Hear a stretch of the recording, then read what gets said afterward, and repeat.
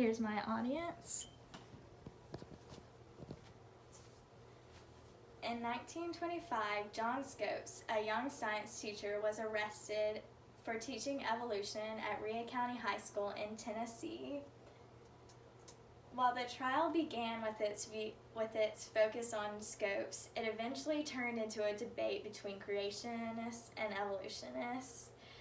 The debate between creation and evolution has been ongoing. Matt Donnelly gives us a refresher of what these two opposing views mean. He tells us that creation is the view that the world came into existence by a superior being over thousands of years ago.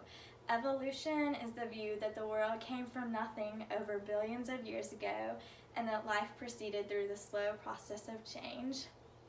Since the Scopes trial, creation has become less and less popular, and laws have been in place that prohibit the teaching of creation in public schools.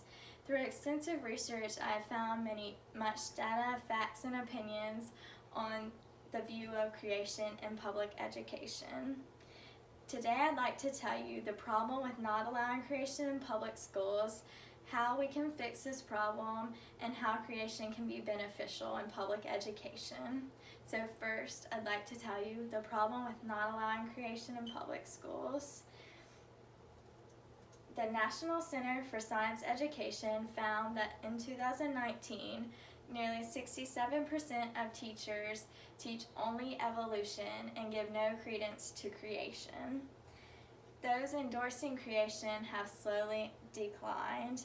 As of now, only about 12% of teachers teach both evolution and creation. In 2007, this was at 23%.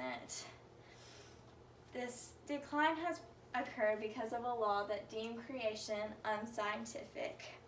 This was passed because of a debate between Edwards versus Oligard, and they deemed that creation was a religion, therefore it was unscientific and not based on facts.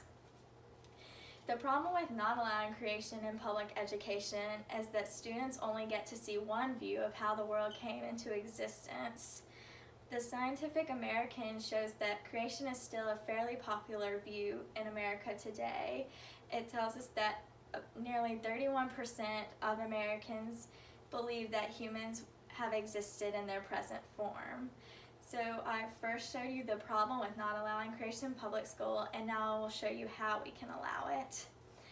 Teachers are given the freedom to teach this controversy.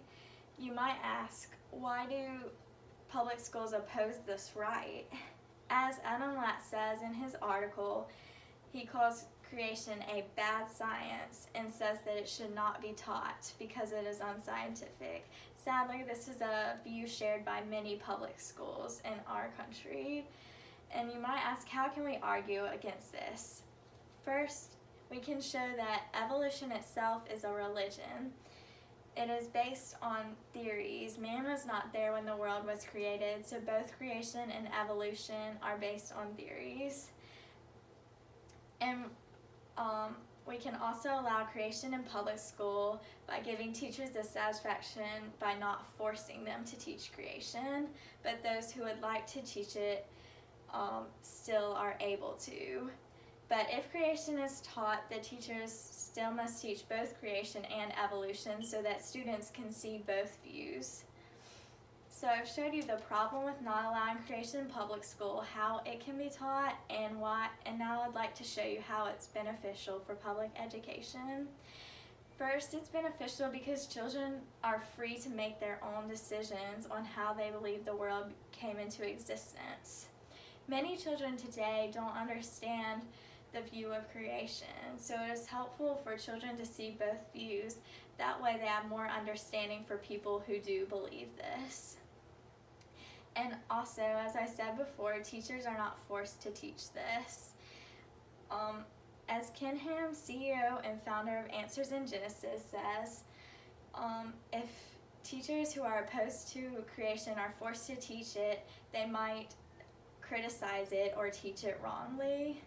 So I've showed you the problem with not allowing creation in public schools, how this is beneficial, how we can allow it, and then thirdly, how it is beneficial for our education.